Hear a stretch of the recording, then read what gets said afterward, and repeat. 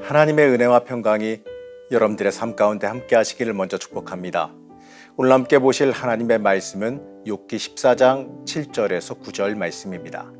나무는 희망이 있나니 찍힐지라도 다시 움이 나서 연한 가지가 끊어지지 아니하며 그 뿌리가 땅에서 늙고 줄기가 흙에서 죽을지라도 물기운에 움이 돋고 가지가 뻗어서 새로 심은 것과 같거니와.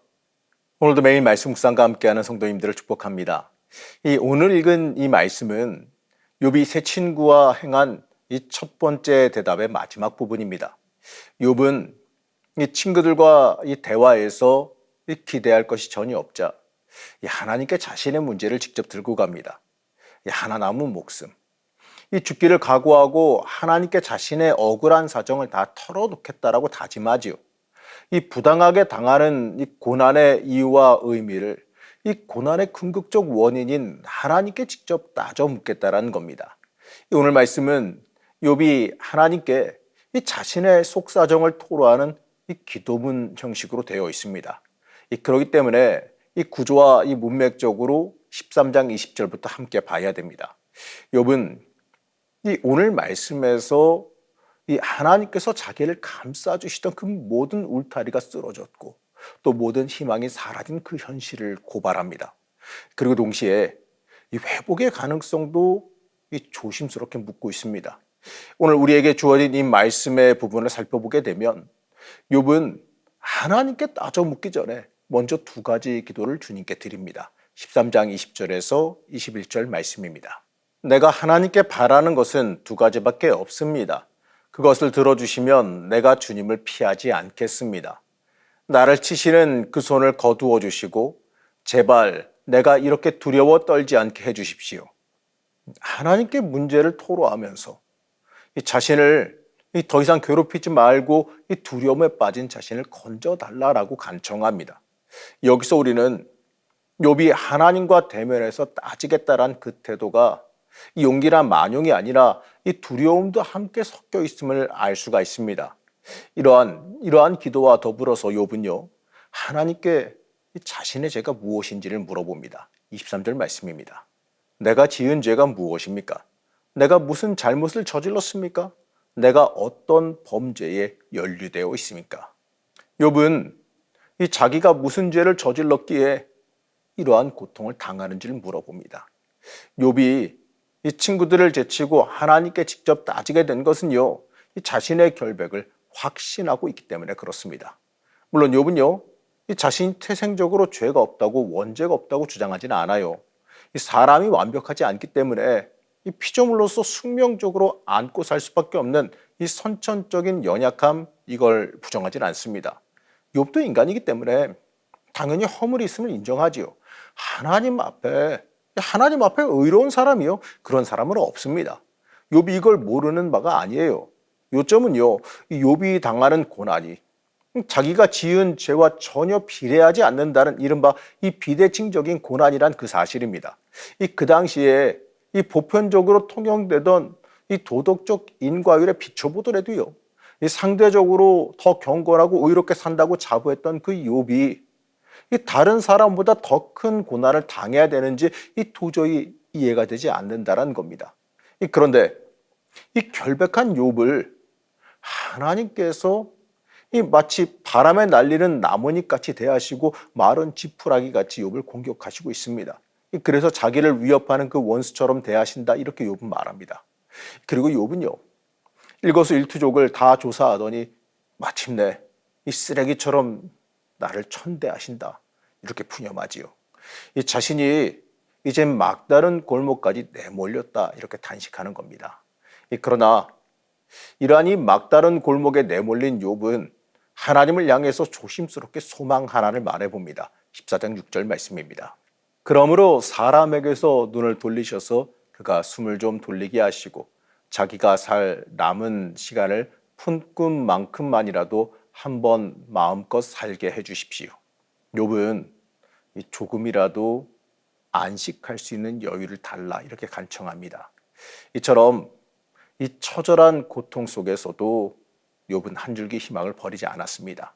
욥은 14장에서 이 나무의 경우를 희망의 본보기로 삼습니다.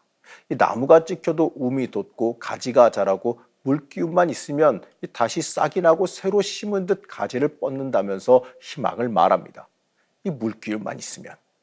여기서 욥은 이 모든 것을 다 잃어버리고 마침내 목숨까지도 깜빡깜빡 기울어가는 그 자신의 운명 앞에서 이 수액의 영양분으로 다시 소생하는 나무 이미지의 희망을 겁니다. 그러나 사람은 나무와 다르다는 걸 다시 한번 말하면서 절망을 말하지요. 이 천하장사를 할지라도 한 번 죽으면 다시 살 수 없다라고 하는 그 냉정한 현실을 바라봅니다. 자, 그렇다면 이 죽음에 처한 인간이 어디에서 희망을 얻을 수 있을까요? 욥은 이 스올로 피난하는 것을 꿈꿉니다. 이 스올은 다른 말로는 음부를 말해요. 사람이 죽어서 들어가는 지하 세계를 의미한다고 보면 됩니다. 이 당시 시대 사상적으로 이 스올의 개념은 이 지옥의 개념보다는 이 선악에 따른 형벌과 무관한 이 죽은 자의 대기 장소 정도쯤으로 보면 됩니다. 욥은 이 자신을 향한 그 하나님의 진노가 그칠 때까지 이 스올이라는 곳에 숨어 들어가 있길 바란 겁니다. 하나님께서 자신을 그렇게 배려해 주셨으면 하고 희망하는 거죠. 그곳에 숨어서 하나님이 정하신 시간에 자신을 다시 기억하셔서 회복하실 그날을 기다리겠다는 겁니다. 그날 이 모든 고통에서 벗어나 새롭게 될 것을 기대하는 것이에요. 그러나 이러한 희망은요, 다시 냉정한 현실로 돌아올 때 무참히 꺾이고 맙니다. 14장 18절에서 20절을 보게 되면 주님에 대해서 이렇게 말합니다. 산이 무너져 내리고 큰 바위조차 제자리에서 밀려나듯이 물이 바위를 굴려내고 폭우가 온 세상 먼지를 급류로 씻어내듯이 주님께서는 연약한 사람의 삶의 희망도 그렇게 끊으십니다. 주님께서 사람을 끝까지 억누르시면 창백하게 질린 얼굴로 주님 앞에서 쫓겨날 것입니다. 욥은 이 주님께서 연약한 그 자신의 희망도 이렇게 사정없이 끊으신다 이렇게 탄식합니다. 이 상상 속에서 가졌던 희망도 다시 상상 속에서 허물어져 버리지요. 욥이 극심한 고난의 현실 앞에서 이 스올에 한 가닥 기대를 건다. 이건요 참 흥미로운 발상이긴 합니다. 물론 이 현실이 너무 고달퍼서 나온 심리적인 도피로 볼 수도 있겠지요. 이 종말의 그날까지 심판의 그날까지 피해 있고 싶다라는 그 심정으로도 읽을 수가 있습니다. 사랑하는 성도 여러분, 우리가 잊지 말아야 될 것이 있습니다. 하나님은 비록 오늘 우리가 이유를 모르는 그 부당한 고난을 당할지라도 어디까지나 일시적으로 허용하실 뿐이지 의의 이 최후의 승리를 약속하고 계신다는 겁니다. 요한계시록 22장 11절에서 12절 말씀은 이렇게 말합니다. 이제는 불의를 행하는 자는 그대로 불의를 행하고 더러운 자는 그대로 더러운 채로 있어라. 의로운 사람은 그대로 의를 행하고 거룩한 사람은 그대로 거룩한 채로 있어라. 보아라, 내가 곧 가겠다. 나는 각 사람에게 그 행위대로 갚아주려고 상을 가지고 간다. 우리가 생각하기에 이 부당한 고난을 당할 때마다 의의 최후의 승리가 이루어질 새하늘과 새 땅에 대한 비전을 포기하지 말아야 합니다. 하나님은 우리를 기억하십니다. 당장은 우리가 고난에 있기 때문에 하나님께서 우리를 외면한 것처럼 보이지요. 하지만 하나님은 우리를 끝까지 고난 속에 있게 하시지 않습니다. 하나님의 계획과 섭리가 우리의 인생 가운데 있다는 거예요. 우리의 인생길이 하나님의 계획과 섭리 가운데 그 과정 중에 있다는 겁니다. 그 과정이 물론 언제 끝날지 어떤 과정을 더 겪어야 될지는 알 수 없습니다. 하지만 우리가 하나님의 섭리 위에만 있다면 우리가 당하는 고난도 결국에는 복된 고난이 될 겁니다. 우리는 성숙한 믿음으로 이러한 고백을 할 수 있어야 됩니다. 그리고 우리는 이 오늘의 말씀에서 깊게 봐야 될 것이 있습니다. 이 나무는 비록 찍혀 죽어가더라도 수액만 빨아들이면 우미 트고 잔가지가 돋아나 다시 소생합니다. 우리도 똑같아요. 우리가 이 생수의 근원이 되시는 예수님을 의지하게 되면 이 고난이 결국은 지나가게 될 것을 우리가 봐야 됩니다. 고난 중에 우리의 힘과 소망은 예수님께 있습니다. 이 예수님께서 우리가 고난 중에 견디고 이겨내어 하나님께서 주시는 승리에 이르도록 이끌어 주십니다. 사랑하는 성도 여러분, 고난과 어려움에 계실수록 하나님께서 예비하고 계시는 최후의 승리를 믿으시기 바랍니다. 하나님 우리에게 이 최후의 승리를 약속하십니다. 수액이 공급되면 나무가 살아나듯이 우리에게 소망과 새 힘을 공급하시는 예수님을 의지하면서 승리하는 삶, 그 삶을 살아가시는 주의 자녀가 되시기를 시간 간절히 축복합니다. 고난 중에 우리를 잊지 않으시는 하나님, 우리가 어려운 고난 중에도 하나님 품을 떠나지 않기를 원합니다.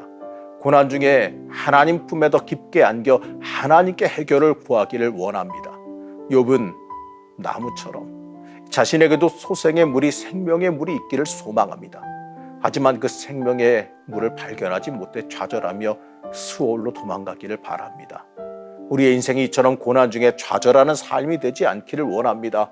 우리에게 생명의 물이 되시는 예수님을 의지하게 하여 주시옵소서. 그로 인하여 고난 중에 하나님의 섭리 위에 담대히 서게 하여 주시고 이겨내며 견뎌내며 최후의 승리에 이를 수 있도록 붙잡아 주시옵소서.